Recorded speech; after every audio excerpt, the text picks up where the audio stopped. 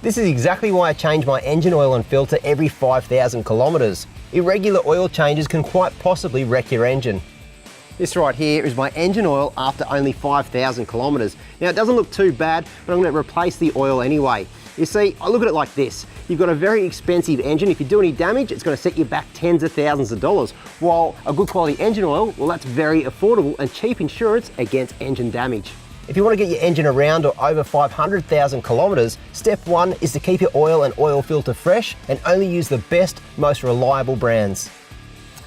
That's why I use Nulon engine oil. I know it works and I know it's going to look after my engine.